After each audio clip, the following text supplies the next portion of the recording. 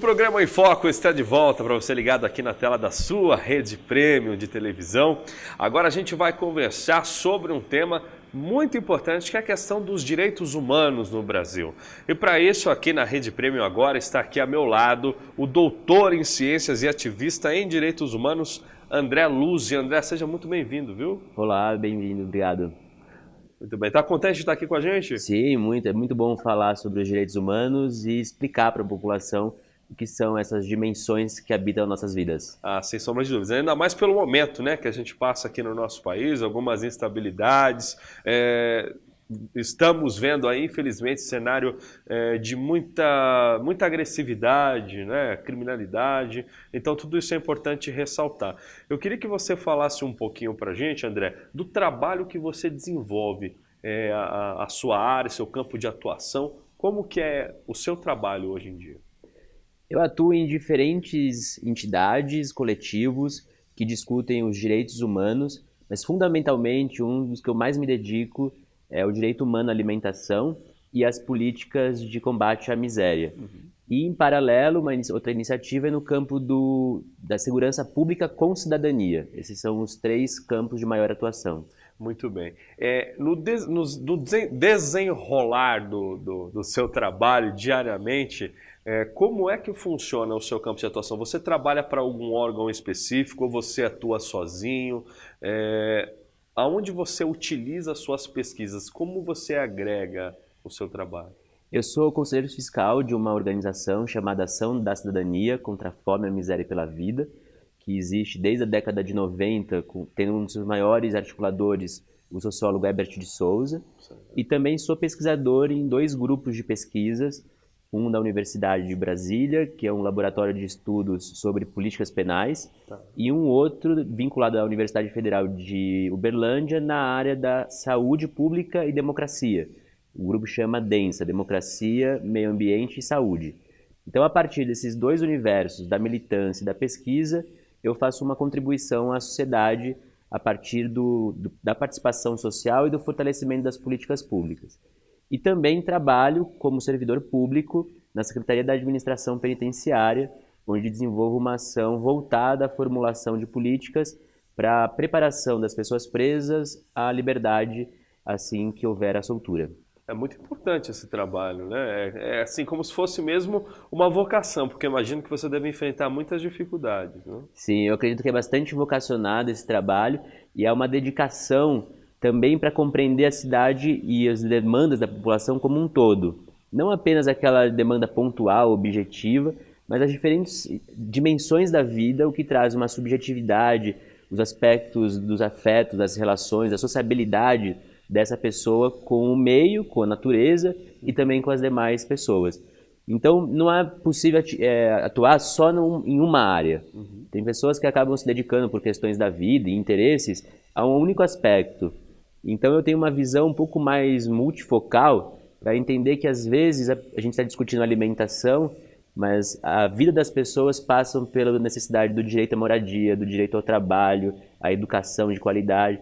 Então, nos direitos humanos, nos evoca a necessidade de ter um olhar omnilateral, em que as pessoas possam ser colocadas ao centro e todas as suas relações, todas as suas demandas serem atingidas de uma forma integral. Muito bem. É muito interessante esse trabalho que você desenvolve. E quando a gente pensa, né, muitas vezes eu pensava, e também acho que muitas vezes o telespectador em casa pensa, quando a gente imagina esse assunto de direitos humanos, vem logo à nossa cabeça aquela questão de morte, né? Por exemplo, aqui, um caso muito recente aqui no nosso país foi o caso do assassinato da política Marielle, que aconteceu no Rio de Janeiro e que teve até uma intervenção internacional onde até o momento ainda não teve soluções, né? Novas respostas sobre o caso. Você fala um pouquinho para a gente, André, sobre o campo de atuação dos direitos humanos no Brasil? Claro. A gente tem que pensar os direitos humanos como a dimensão da afirmação da vida, das relações em sociedade e também com um ambiente equilibrado. Então, hoje em dia, a partir da Convenção de Viena, a gente já consegue olhar os direitos de uma forma integrada. Eles são interconexos e se realizam quando todos estão em harmonia. Não é possível falar no direito humano à alimentação, por exemplo, sem a gente falar da possibilidade de participação na sociedade, da possibilidade de ter uma democracia forte, vigorosa, sem poder falar de uma vida segura. Então, todos os direitos eles estão correlacionados. No caso, a gente pode pensar em alguns níveis desse debate. Então, do nível dos direitos civis e políticos, dos direitos econômicos, sociais, ambientais. Então, no caso, vamos supor, na discussão da Marielle, ela representa todo o conjunto de populações, jovens, negras, de LGBTs, que são sistematicamente violentadas no nosso país.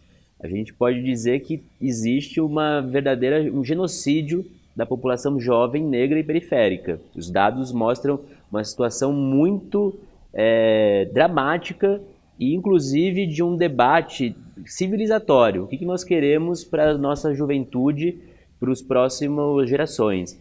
Então, esse é um debate que não pode ficar só no campo do achismo, né? Das primeiras impressões, do senso do comum.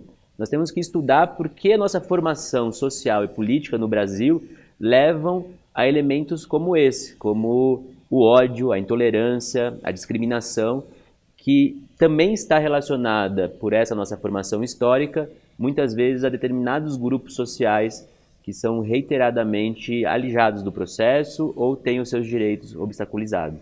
Por que você acredita, na sua visão, né, como doutor em ciências, também especialista aí na área dos direitos humanos, que a formação mental do brasileiro está atrasada em alguns aspectos, como esse que você elencou agora, dessa questão da agressividade ou também do desmerecimento de certos gêneros, né, de pessoas? Por que a gente está atrasado em algumas questões como essa, que na verdade é uma grande tristeza, né? Para o tempo que a gente vive era para a gente estar tão avançado e a gente ainda, a maioria da nossa população tem a mentalidade atrasada nesses aspectos.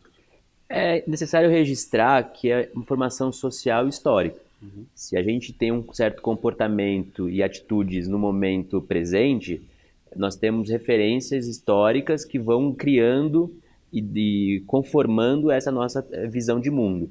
Mas por uma vantagem, ela é uma construção datada, então nós podemos alterá-la. Ela não é determinada para todo sempre. Então essa é a parte mais rica e mais viva da nossa relação humana. Nós podemos aprender com a nossa história, podemos aprender com os erros e com outras experiências também significativas de contracultura, contra-hegemônica, e podemos a partir daí criar um outro ambiente, inclusive nós temos práticas hoje que apontam para esse futuro promissor, que são as discussões sobre economia solidária, um debate muito rico sobre cultura de paz, a possibilidade da alimentação orgânica, uma alimentação saudável como um espaço gerador de novas sociabilidades. Então também existe, é importante a gente alertar bastante a população, existe uma novidade que acontece. Estão nas periferias, estão nos centros urbanos, estão no campo, bastante distribuído e que às vezes a gente não conhece. E muitas vezes a gente ouve na televisão situações tão violentas, tão agressivas, os jornais sempre bombardeando, a palavra até não é muito boa, mas bombardeando com mensagens negativas. E a gente podia começar a trazer outros aspectos que falam dessa solidariedade, do estar com o outro, de construir uma outra sociedade com valores. Inclusive, nesse período, nessa semana, a gente comemora os 30 anos da Constituição Brasileira, no dia 5 de outubro, e um dos seus marcos fala da importância de termos um país livre, justo, solidário, que combata as desigualdades. Nós conseguimos evocar isso. Bem na capa da carta ali, né? A gente consegue evocar isso, a gente precisa agora criar as condições favoráveis de realizar esse princípio tão necessário para uma vida em sociedade. Concordo. Muito bem, vamos agora para um rápido intervalo comercial e já voltamos com esse assunto muito interessante aqui com o querido André Luz, ele que é ativista em direitos humanos e também doutor em ciências. Fique com a gente!